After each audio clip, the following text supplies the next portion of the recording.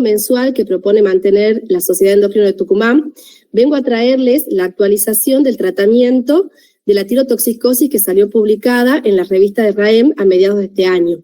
Solo que la revista habla de todas las causas de tirotoxicosis en el adulto y yo me limité solamente a la que es causada por la enfermedad de Graves-Basedow en el adulto y en la mujer embarazada, nada más, sino la verdad que era muy larga. Como les dije, salió publicado este artículo a mediados de este año, estuvo organizado por el Comité de Tiroides de SAEM, que está coordinado por la doctora Ana María Orlandi, y el objetivo de esta actualización es optimizar las modalidades terapéuticas disponibles para el control de la tirotoxicosis en el adulto, basándonos en las publicaciones más recientes que hay y que son todas posteriores a lo que tenemos en, que es el FASEN 2013 y ATA 2016. Para introducirnos un poquito, vamos a definir lo que es tirotoxicosis. Es un estado clínico y bioquímico producido por el exceso de hormonas tiroideas circulantes que genera una hiperactivación de los procesos metabólicos y una respuesta multisistémica caracterizada por hipertiroidismo, hiperactividad simpática y alteraciones cardiovasculares. Al término de hipertiroidismo lo reservamos solo para las formas en que la tirotoxicosis resulta de la hiperfunción glandular primaria. Y la enfermedad de Graves-Basedow representa el 80% de las causas de hipertiroidismo, principalmente se presenta en mujeres de edad joven y mediana edad. La fisiopatología es bien conocida por nosotros, sabemos que la enfermedad de Graves-Basedow resulta de una afección autoinmune órgano específico, caracterizada por la presencia de anticuerpos estimulantes del receptor de TSH que mimetizan la acción de la hormona hipofisaria sobre el receptor de las células foliculares. Y existen tres componentes que son muy importantes. El componente inmunológico, donde hay activación del linfocito CD4 con producción de citoquinas proinflamatorias, interleuquina 6, 17, interferón alfa, que estimulan la producción de los linfocitos B, que son los responsables de la presencia de los TRAPs. El componente tiroideo, donde hay un aumento de la expresión de estos receptores y por lo tanto aumentan todas las moléculas de adhesión, facilitando la infiltración linfocitaria y el remodelado folicular. Y por otro lado, el componente extratiroideo, en donde se reconocen receptores de TSH fuera de la tiroides, como son el fibroblasto orbitario y los dérmicos, lo que se explica en la oftalmopatía y la dermopatía pretibial. Manifestaciones clínicas, también las conocemos, obviamente. Sabemos que tenemos un paciente que puede presentar taquicardia, palpitaciones, fibrilación auricular, hipertensión, pérdida de peso, intolerancia al calor, sudoración excesiva, astenia, ansiedad, irritabilidad, nerviosismo, temblor, piel fina, caliente, cabello fino, la dermopatía, la retracción palpebral, el exoftalmo y la diplopía. Lo que nos propone RAEM y la literatura internacional reciente es agrupar a los pacientes de acuerdo a la clínica predominante que tengan. No todos los pacientes que llegan al consultorio llegan con una triada clásica o con la misma sintomatología. Tenemos el paciente en donde predomina la parte metabólica, en donde vamos a tener un paciente que presente pérdida de peso, taquicardia, temblor, sudoración, va a tener los TRAPs elevados, pero va a tener un bocio pequeño, no tendrá oftalmopatía, y en este paciente lo que se propone como predecir es que va a tener una mayor respuesta al metimazol y alta tasa de remisión. Después tenemos el paciente que es más autoinmune, el que tiene la oftalmopatía, el bocio, los TRAPs que son permanecen elevados y a títulos muy altos. Y acá lo que la guía propone es estimar un tratamiento de más de 30 meses y hacer un seguimiento inmunológico.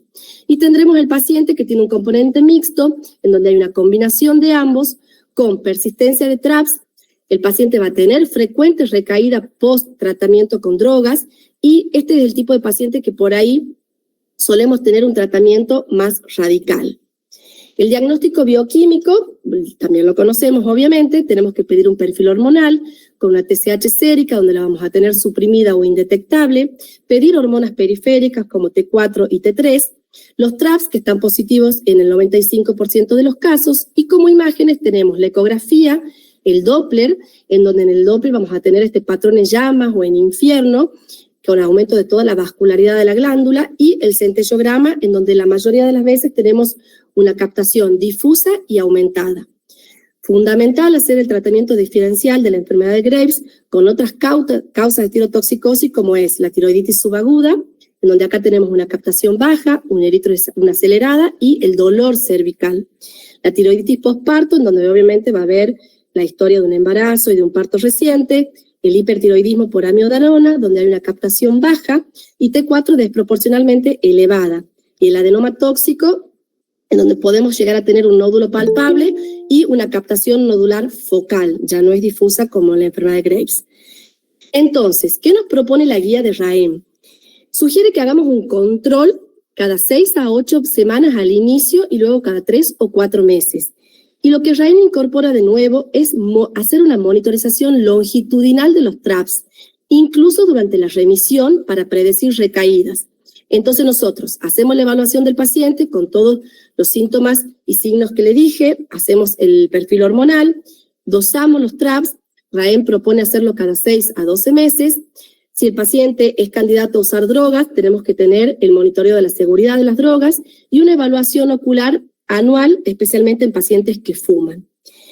La diferencia clave que tiene acá con la ATA 2016 es que la ATA solo sugería un control inicial y al finalizar un tratamiento. Acá, lo que propone RAEM, como les dije, es hacer una monitorización continua de los TRAP para de esta manera estar atentos y predecir recaídas en el paciente. Entonces, RAEM 2025 nos marca un cambio conceptual fundamental en el tratamiento. Se abandona esta visión exclusivamente glandular que se tenía antes y se incorpora un enfoque menos dogmático, más individualizado y adaptado al paciente y obviamente a nuestro medio.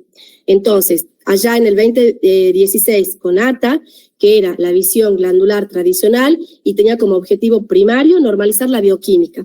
Fin. En la Sociedad Europea, en el 2022, comienzan a hacer una individualización del tratamiento y llegamos acá al 2025, en donde RAEM nos propone tener un enfoque más inmunometabólico y lograr la remisión inmunológica como prioridad. Este enfoque nos permite definir recaídas, duración óptima del tratamiento y la iniciación de terapias, si vamos a usar una terapia definitiva, que sea de manera más personalizada. Y a más de un siglo de la implementación de la tiroidectomía y a más de 75 años del uso de las drogas y del yodo, no tenemos absolutamente nada nuevo y no han surgido nuevos tratamientos para la enfermedad de Graves.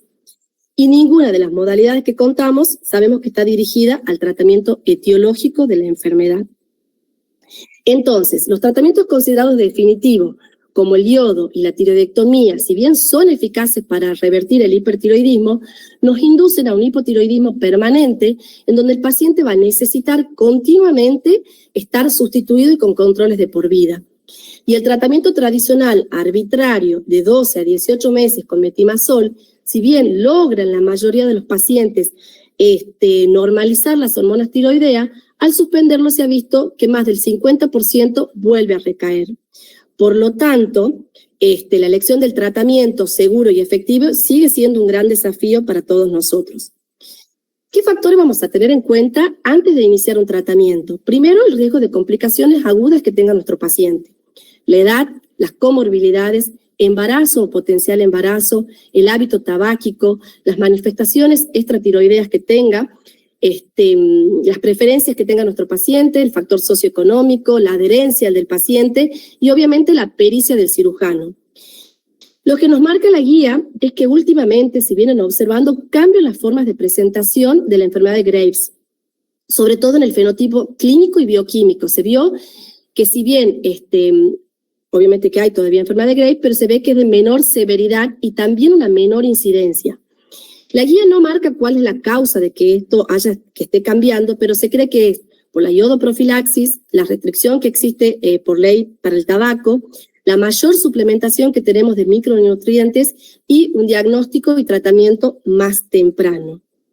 Por todas estas observaciones nos avala a evitar tratamientos radicales de manera prioritaria, que sea como de primera elección, ya que el hipertiroidismo puede controlarse en la mayoría de los pacientes con dosis bajas de metimazol, hacer un mantenimiento con dosis bajas y evitar de esa manera los efectos adversos que tiene. Entonces, como primera línea de tratamiento tenemos las drogas antitiroideas. Su objetivo es el eutiroidismo, controlar la sintomatología e inducir una remisión inmunológica sostenida. En nuestro medio, El tratamiento de elección es el metimazol por su mayor eficiencia, vida media más prolongada, efectos tóxicos de menor severidad y obviamente la disponibilidad que tenemos en el país. RAEM clasifica al paciente para ver qué dosis vamos a iniciar. Según RAEM, si estamos ante un paciente leve, podemos iniciar con dosis baja de 10 a 15, moderado de 20 a 30 y dejar dosis más elevadas para los casos más severos, de 30 a 40. Nos dicen que para lograr la normalización de las hormonas tiroideas, más o menos necesitamos entre 4 y 12 semanas. Pero la duración mínima recomendada para el primer episodio de hipertiroidismo es de 24 meses, pudiendo extenderse hasta 36 meses si el paciente persiste con TRAP positivo, podemos más o menos tener una dosis baja de 2.5 a 5. Este esquema es el que difiere de la ATA 2016, donde nos sugería hacer un tratamiento arbitrario de 12 a 18 meses. Y si esto no resultaba, pasar a un tratamiento radical.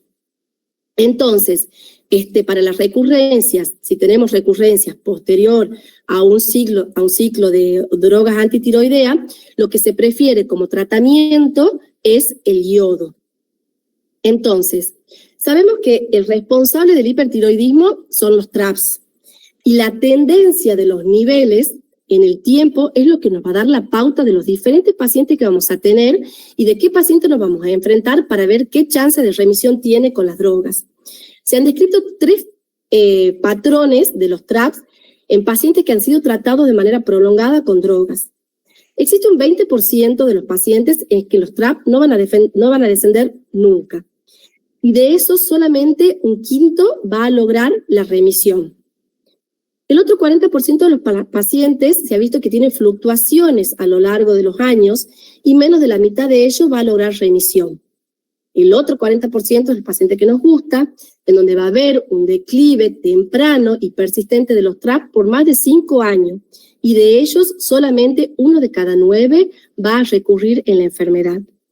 Según estos autores, el pronóstico es mejor, obviamente, si el TRAP desciende los primeros 5 años, no tiene fluctuaciones, y dado que es difícil predecir la remisión pretratamiento, sugieren sostener al menos 5 años el danantisol antes de someter al paciente a una terapia ablativa, a fin de evitar, como les dije, el hipertiroidismo permanente. Entonces, lo que primero que tenemos que hacer es seleccionar a los pacientes candidatos con mayor probabilidad de remisión para implementar las drogas antitiroideas como tratamiento de primera elección. Segundo, como les dije, tratar de evitar de usar dosis bajas de drogas antitiroideas. Y luego, si el paciente logra sostener el eutiroidismo con bajas dosis de metimazol más allá de los 18 meses, ofrecer la posibilidad de sostener este tratamiento a dosis baja, 2,5 a 5, si los TRAP persisten elevados o si la TSH continúa suprimida. ¿Vamos bien hasta ahí? Bueno, de ahí tenemos los efectos adversos que ya todos conocemos, ¿sí? Que sigue clasificándose en menores y mayores, eso no ha cambiado en la guía. Los menores, reacción en piel, artralgia, alteraciones gastrointestinales, alteraciones del sabor.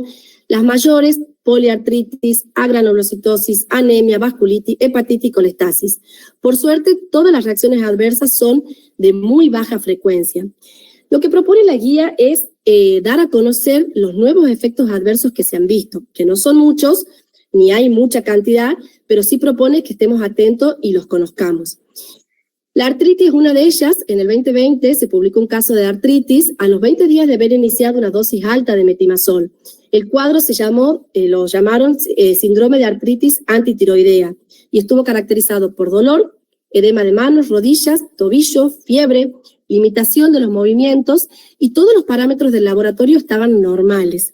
Se suspendió la gente, o sea, se suspendió la MMI y todo volvió a la normalidad. Este caso se dio en una mujer. De ahí la hepatotoxicidad. Si bien ya sabemos que las dos drogas son hepatotóxicas, lo que propone la guía es mostrar los diferentes perfiles de hepatotoxicidad que tienen las drogas. Se reserva la necrosis hepatocelular para el propiltiuracilo y la injuria colestásica para el MMI. Pero se han visto casos de severa falla hepática y de hepatitis por MMI. Se realizó un estudio con más de 70.000 pacientes en tratamiento con drogas antitiroideas para comparar la incidencia de hepatotoxicidad por MMI y por propiltiuracilo. Y se ha visto que el MMI tiene 2.8 veces más riesgo de tener hepatitis, pero esta hepatitis es de menor gravedad, de menor severidad con respecto a la que produce el propiltiuracilo. Por el propiltiuracilo se han reportado casos de hepatitis fulminante y muertes por insuficiencia hepática. Y la mortalidad hasta la fecha por propiltiuracilo es cercana al 25%.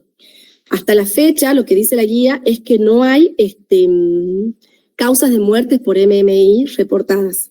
¿Sí? Una mortalidad alta por propiltiuracilo. La miopatía, hay 2 casos de miopatía que se publicaron en el 2019. Los 2 casos fueron luego de la rápida corrección del hipertiroidismo. Uno fue por haber puesto drogas antitiroideas y el otro postdosis de yodo.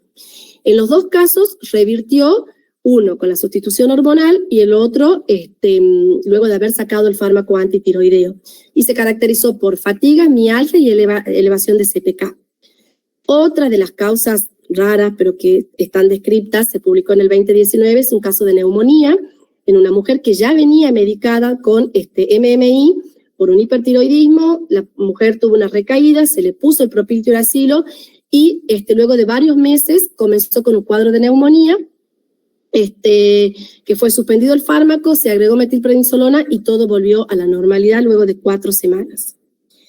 Entonces, como resumen, las drogas siguen siendo seguras y efectivas para el tratamiento de enfermedad de Graves.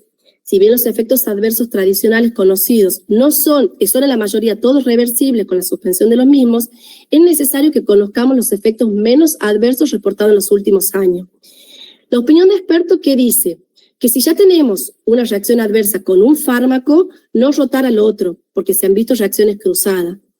Y como el hipertiroidismo per se produce cambios en el hepatograma, no hay un consenso de la real utilidad que tiene realizar pruebas de función hepática durante el uso, pero sugieren de todas maneras hacerla para tener un seguimiento y ver la necesidad de si hay que suspender o no un fármaco. En los tratamientos adyuvantes, en estos no hay nada nuevo. Está el yoduro de potasio, que ya lo conocemos, sabemos que inhibe la liberación hormonal. Se usan de 3 a 5 gotas por día, pueden llegar a usarse hasta 10 gotas por día, previo a la cirugía o durante una crisis tirotóxica. El carbonato de litio reduce la liberación hormonal, potencia el efecto del radioiodo, pero no son drogas que sean muy utilizadas, la verdad se utilizan en menos del 40%. Lo que sí es muy utilizado por nosotros son los antagonistas beta-adrenérgicos que complementan el tratamiento del paciente con tirotóxico. Son efectivos, poseen rápida acción en el control de los síntomas. Lo que usamos es el propanolol, que tiene una ventaja cuando usamos dosis entre 120 y 160, tiene la ventaja adicional de inhibir la conversión periférica de T4 a T3. Y también son útiles en la primera consulta con el paciente que tiene síntomas y signos de hipertiroidismo. Hasta que tenemos el diagnóstico etiológico, podemos ir medicando con propanolol.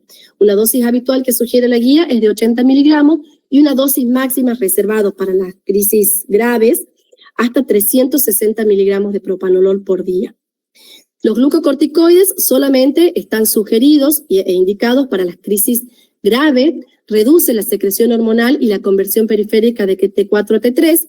La dosis que sugiere la guía es dexametasona 2 miligramos vía oral cada 6 horas o la hidrocortisona en dosis de un bolo de carga de 300 miligramos y luego 100 miligramos cada 8 horas endovenoso. La colestiramina no se usa mucho, es una resina de intercambio que tiene la unión a nivel intestinal y la función que tiene es acelerar la eliminación de la droga.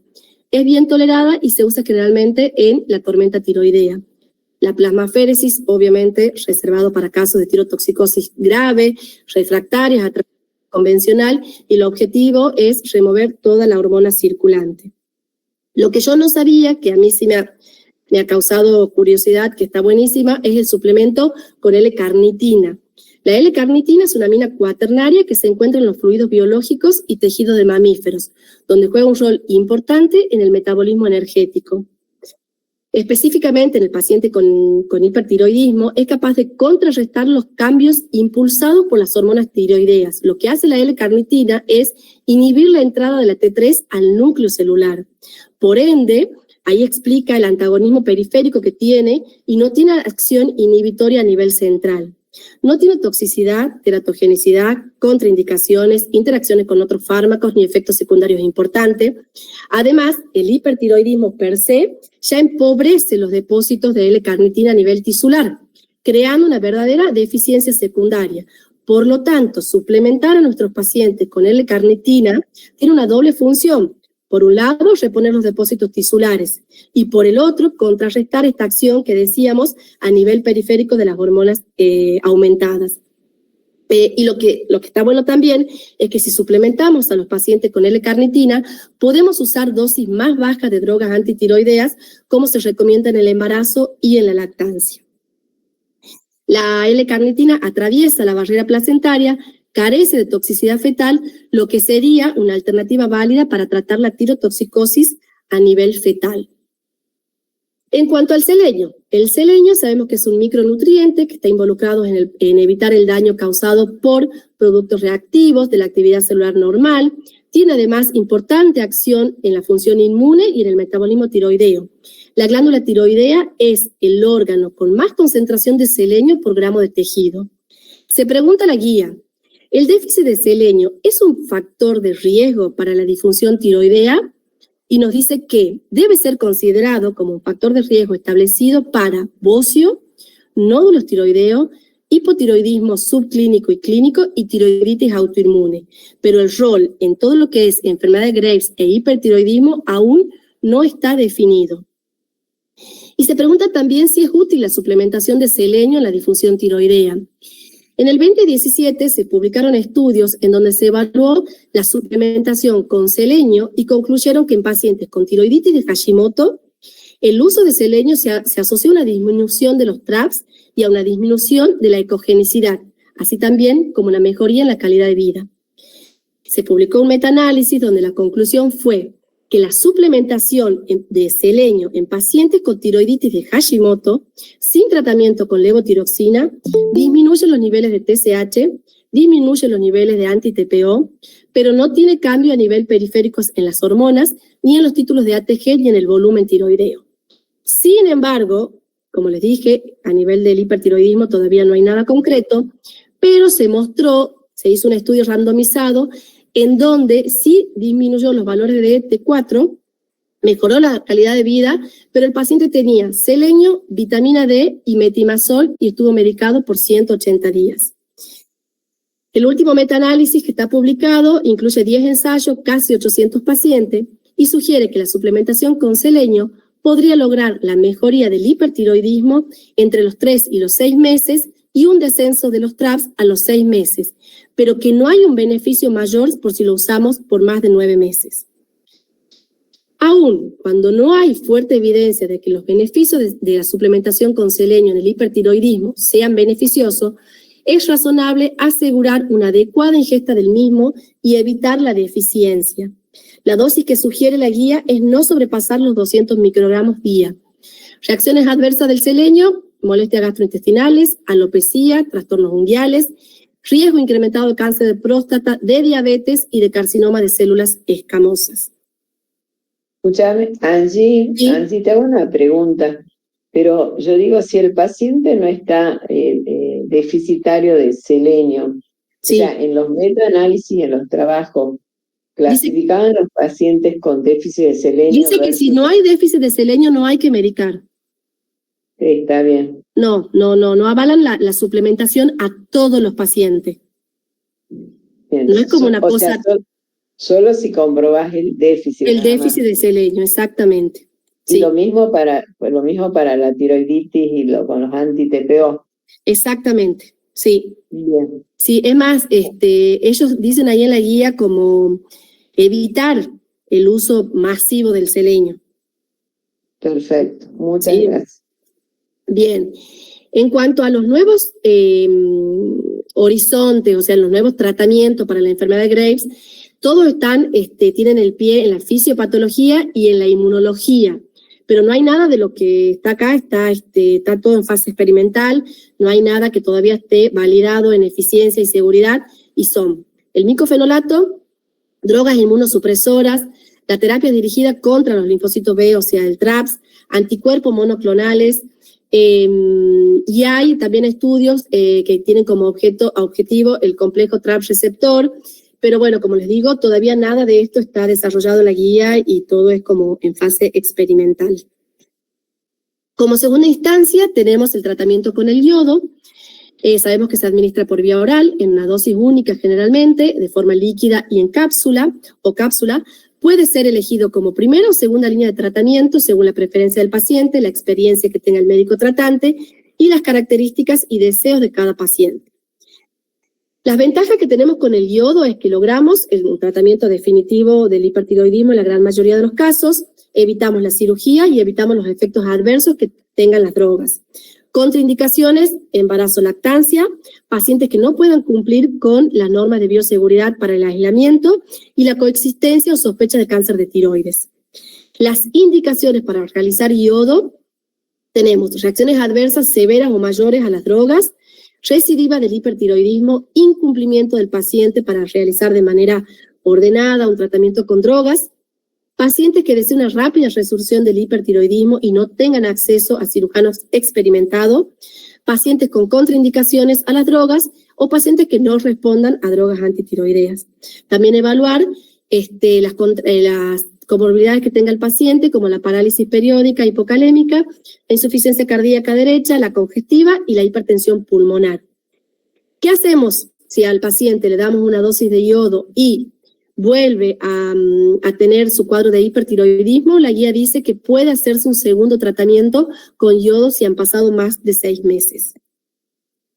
Como tratamiento quirúrgico, tampoco no hay nada nuevo en la guía. Sí nos dice que la tiroidectomía es el tratamiento que menos se utiliza de primera elección, tanto en Estados Unidos como en Europa. Es el tratamiento más exitoso para controlar el hipertiroidismo en términos de recurrencia. ¿Qué indicaciones tenemos acá? Bocios grandes que pesen más de 80 gramos, síntomas compresivos, sospecha o confirmación de cáncer, coexistencia de hiperparatiroidismo primario, oftalmopatía activa, moderado o severa, pacientes que se nieguen a recibir el yodo o tratamientos con droga y mujeres que planifiquen un embarazo en el corto plazo. Y que el paciente tenga una baja captación de yodo. Dentro de las ventajas que tenemos, que el paciente va a cirugía, tenemos que alcanzan una rápida resolución, evitamos el radioyodo, evitamos las drogas, los efectos adversos de las drogas, tenemos la posibilidad de hacer un estudio histopatológico de la muestra, riesgo de recaída es prácticamente nulo, y lo más importante es que acá, cuando el paciente tiene una oftalmopatía severa, acá hay un descenso de los TRAPS que es atribuido a la cirugía, distinto a cuando tenemos el yodo, donde sabemos que el yodo puede empeorar la oftalmopatía. En cuanto a las desventajas, tiene que ver con las complicaciones, pero en manos de cirujanos expertos con gran volumen, la verdad que las complicaciones que describe la guía son todas muy bajas, menos del 1% para la parálisis recurrencial, para el hipoparatiroidismo definitivo y para un hematoma que requiera ser operado. Y la otra contra que tiene, obviamente, que el paciente queda hipotiroideo y que hay que hacer sustitución hormonal de por vida y seguimientos de por vida. En cuanto al manejo perioperatorio, acá sí hay algunas cuestiones que, no nuevas, pero sí dice la guía. El control preoperatorio del hipertiroidismo es esencial para reducir las complicaciones de la tiroidectomía. Las guías internacionales coinciden en que la cirugía debe realizarse cuando el paciente alcanza el eutiroidismo. ¿Cómo vamos a alcanzar el paciente el eutiroidismo? Como lo dijimos, con drogas antitiroideas o con solución de Lugol. ¿Sí? Cualquiera de las dos. Y lo que pone de nuevo la guía es corregir sí o sí el déficit de vitamina D que puede llegar a tener el paciente para de esa manera evitar el riesgo de hipocalcemia postquirúrgica que existe. Las dos cosas que plantea ahí la guía que lo nombra es que en el 2024 se hizo un estudio donde se demostró que la tiroidectomía podía realizarse en pacientes con un hipertiroidismo activo y no controlado, siempre de manera segura, en donde tenía que ser en un centro especializado y un monitoreo intensivo intra y posoperatorio. Y en el 2023, la Universidad de Padua confirmó que la solución de Lugol, si bien sí reduce la T3 y la T4, no modifica el tiempo de sangrado, el tiempo quirúrgico ni las tasas de complicaciones. Y ahí sí se cuestiona el real impacto con los resultados postquirúrgicos. De todas maneras, a pesar de estos dos estudios, las guías internacionales y RAEM siguen sosteniendo que el éxito quirúrgico del paciente con enfermedad de Graves depende del enfoque integral que garantice una cirugía segura, sin tormentas tiroideas y con mínima morbilidad metabólica. Entonces, ellos sí quieren que se alcance el eutiroidismo mediante el tratamiento farmacológico, con drogas antitiroideas, con Lugol, de acuerdo al criterio del médico y a la disponibilidad que se tenga. Sí o sí, corregir vitamina D para evitar la hipocalcemia y hacer un monitoreo endocrino metabólico continuo, ¿sí? Eso en cuanto a lo que es en el adulto, pasando ahora al manejo de la tirotoxicosis en embarazo y posparto. ¿Qué nos dice de nuevo la guía de RAEM? Sabemos que la prevalencia del hipertiroidismo durante el embarazo, por suerte, es infrecuente, afecta entre el 0.2 y el 0.4 de las gestaciones, pero el impacto que tiene a nivel materno-fetal es elevado. Las dos principales causas de hipertiroidismo en la mujer embarazada es la enfermedad de Graves y el hipertiroidismo gestacional transitorio. Necesitamos hacer un control estricto metabólico porque los excesos de hormona se asocian a pérdidas fetales, a preeclampsia, parto pretérmino y bajo peso al nacer, y el desprendimiento de placenta. El diagnóstico diferencial es clave. El dosaje de TRAPS es el que más nos marca el diagnóstico diferencial entre estas dos patologías. Sabemos que los TRAPS están positivos en la enfermedad de Graves, hay bocio, hay oftalmopatía, T3 y T4 están elevadas, TSH está suprimida y no existe una resolución espontánea en líneas generales. En cambio, en el embarazo por hipertiroidismo gestacional transitorio, los TRAPS son negativos, no hay bocio, no hay oftalmopatía, las hormonas sí pueden estar elevadas y la TSH suprimida y hay una resolución espontánea en el segundo trimestre. Los objetivos terapéuticos que nos marca la guía es mantener a la madre levemente hipertiroidea y en el rango de normalidad alto para evitar el uso de drogas que causen un hipotiroidismo fetal. Tratar de evitar los TRAPS elevados que puedan inducir a un hipertiroidismo fetal y neonatal y hacer un seguimiento mensual de T4 y TSH durante todo el embarazo. En cuanto al tratamiento farmacológico, se lo divide siempre por trimestre. Sabemos que la droga que está autorizada para el primer trimestre es el propiltiuracilo, que se lo debe sostener hasta la semana 16 a 18. El metimazol en dosis muy bajas de 5 a 15 en el segundo y tercer trimestre. Sabemos las reacciones adversas que ya la hemos visto, la hepatotoxicidad grave que tiene el propiltiuracilo, el metimazol tiene todo el riesgo de la embriopatía, la aplasia cutis y la atresia de Coana, todo esto si se usa en la ventana de la embriogénesis. Deben realizarse controles hormonales cada 4 a 6 semanas, ajustar la dosis a la T4 libre y mantenerla siempre en el rango normal alto. Como les dije, evitar las dosis supresoras para que de esa manera evitemos el hipotiroidismo fetal. Se realizó un metaanálisis en hijos de mujeres que intercambiaron el MMI por propiltiuracilo. Y se vio que había mayor riesgo de tener anomalías congénitas en mujeres que intercambiaban una droga por otra a la que sostenía una sola, porque se vio que, obviamente, que tenemos el máximo periodo de sensibilidad a los teratógenos, que es el primer trimestre, se veía que exponíamos al feto a 2 drogas. Entonces había más chance de embriopatías. ¿Qué se plantea para evitar este switch en las drogas? Y de esa manera tratar de disminuir el riesgo de malformaciones. Primero, no comenzar un tratamiento con drogas antitiroideas o suspenderla si la paciente la venía recibiendo. Esta estrategia se puede hacer, pero en pacientes cuidadosamente seleccionadas.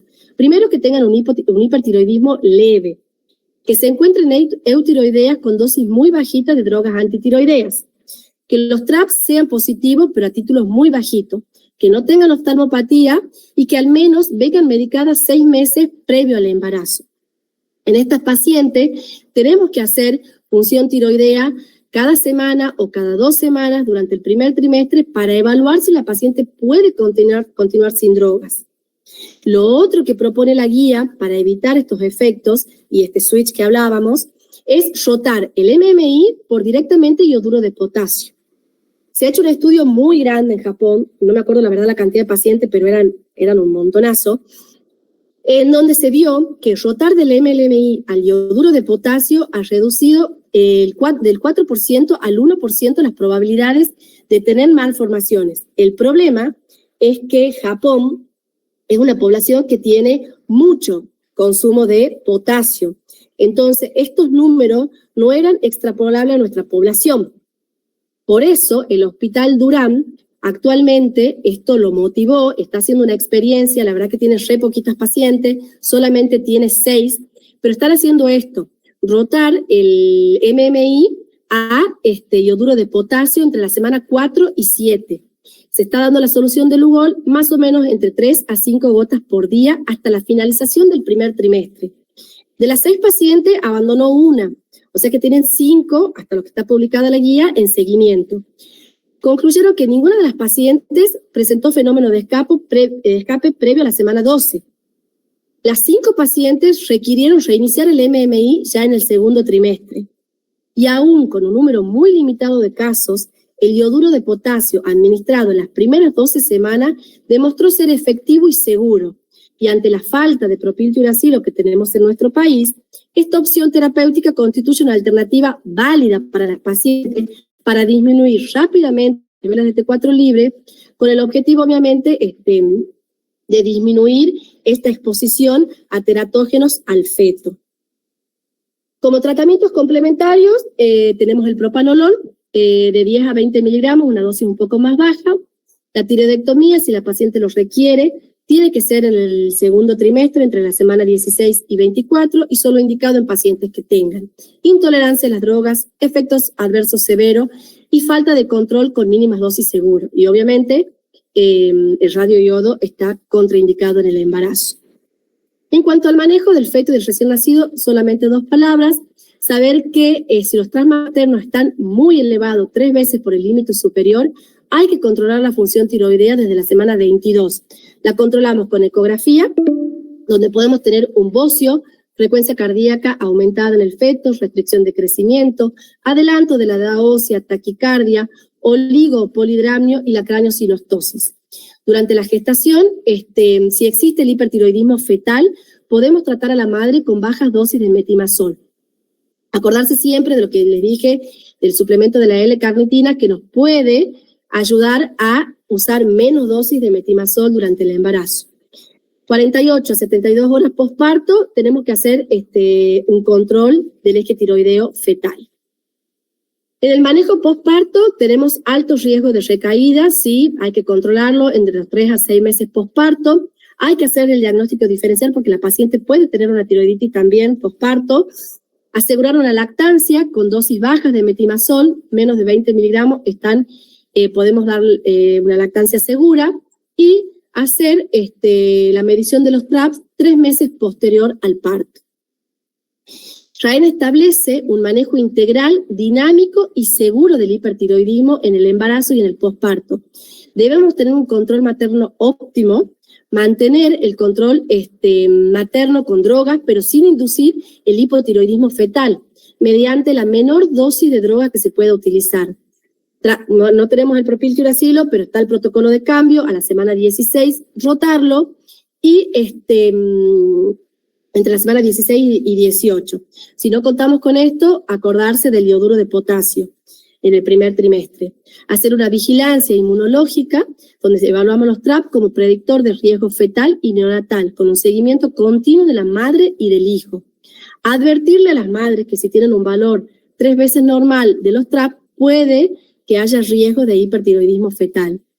Y el objetivo del laboratorio, como les dije, cuando estamos medicando a una mujer embarazada, es mantener la T4 libre en el límite superior de normalidad. Asegurar una lactancia con mínimas dosis de metimazol. Si nuestra paciente tiene un hipertiroidismo subclínico durante el embarazo, no debe ser medicada, ¿sí? Y el éxito terapéutico se basa en la precisión del control hormonal, en la vigilancia inmunológica continua de la mamá y de su hijo. Y es necesaria una estrecha colaboración entre todos los equipos de médicos para lograr el bienestar materno, fetal y neonatal. Y eso sería todo. Buenísima, bueno, muchas gracias por la clase, la verdad que, bueno, todo muy claro. Incluso te diría una especie de 2x1, porque la parte del embarazo por ahí es como un tema especial, ¿viste? Y lleva todo su tiempo. Sí, yo la quería dar porque, bueno, en la maternidad por ahí sí veo bastante. Claro. Entonces por eso lo puse en realidad. No tenía nada que ver. Sí. Perdón, te consulto. La L-carnitina, sí, la verdad que a mí también me llamó la atención cuando lo leí, el tema de que se usaba, porque la hacía como muy inocua. Viste que tiene muy poco o nada de efecto adverso, tampoco efecto en teoría. Sí. Pero en este caso como que tendría algún efecto. ¿Ustedes lo hacen como preparado magistral o viene la pastilla? No, yo nunca lo usé. Para mí es toda una novedad. Me puse a ver y viene de Casasco. Ah, mira, viene así, o sea, con la formulación de laboratorio... Ampollas bebibles. Ampolla bebible. Ampollas bebibles del laboratorio Casasco y también viene de preparados magistrales. Sí, entré a ver. Mira, perfecto. Sí, yo la verdad que no estaba al tanto de la L-carnitina nunca. Sí, hasta el selenio llegaba, pero la L-carnitina la verdad que me parece que está bueno, como para tenerlo en cuenta. Es una opción, sí, que puede ayudar a veces, se ve. Sí, para usar poca dosis. Queda poquito tiempo, no sé si alguien tiene alguna pregunta para hacer. No sé si fui muy rápido, si se entendió. No, perfecto. Excelente. Yo me muteo por ser... Estuvo excelente la clase, Angie. Me pareció buenísimo. Ana. Muy buena. Gracias. Presentación. Sí, tener en cuenta esto, lo que marca mucho la guía, que hace mucho hincapié, es el tema de los TRAP, como tener un seguimiento longitudinal. Incluso lo nombra un montón de veces en la remisión del paciente. Por más que el paciente ya haya resuelto su enfermedad, una vez al año propone que se dosen los TRAP. Porque, bueno, obviamente puede tener riesgo de recaída, ¿sí? Sí, Angie, pero digamos, antes que aparezcan estas guías, ¿sí te pasa que en la práctica clínica vos ves que hay pacientes que los tenés 18 meses o 24 meses, decir, estiro un poquito más porque estás convencida que va a remitir? Claro. ¿Qué pasa? Que termina curándose. Eso es lo que dice la guía también como re importante, es tratar de sostenerlo hasta 5 años al tratamiento con drogas. Entonces ya esto arbitrario de 12, 18 meses, ya no. Viste que antes, bueno, cuando nosotros estábamos en la residencia, por lo menos era 12, 18, si no resuelve, pasar a algo definitivo. Y es lo que soy los ancianos, un poco que lo tenés con 5 miligramos de enantisol, lo puedes tener un montón de tiempo, hasta 10 años lo puedes tener. Exactamente. Sí. Exactamente. 2,5 a 5 con la posibilidad de extenderlo sin ningún problema. Como una medicación crónica, digamos. Claro. Exactamente. Sí, es como que sale de esto ya hace varios tiempos que se viene hablando de esto de que ya no es 12 a 18 meses y paso a algo radical. Pero bueno, con el tema hace mucho hincapié y la relación del éxito que vamos a tener en relación al TRAP que tengamos. Claro. De acuerdo a los TRAP que tenga el paciente, es como la chance que va a tener de remisión. Claro, tal cual, porque por ahí hay pacientes que tienen TRAP súper altos y vos ves que vos le das 40 miligramos de enantisol y no pasa nada. Y bueno, es hora de pasar a otra cosa. Si no tienes homeopatía, le haces yodo y bueno. Exactamente. Una paciente así justamente. Sí. Jovencita encima, sí. Totalmente. Y bueno, por ahí la suplementación. Obviamente, después del yodo no se pueden embarazar, por lo menos el primer año no se pueden embarazar. Así que eso también es importante. Sí, la guía dice hasta 9 meses. Ajá. Después de los 9 meses el embarazo. Y en los hombres, si mal no recuerdo, creo que era 3 o 4 meses. Ah, perfecto. No lo puse, pero creo que era 3 o 4 meses post-yodo el hombre. Genial, excelente, Angie. Muchas gracias. Muchas gracias. No, de nada. Gracias por conectarse a esta hora tan tarde. Bueno, y ya nos quedará el último del año. Sí.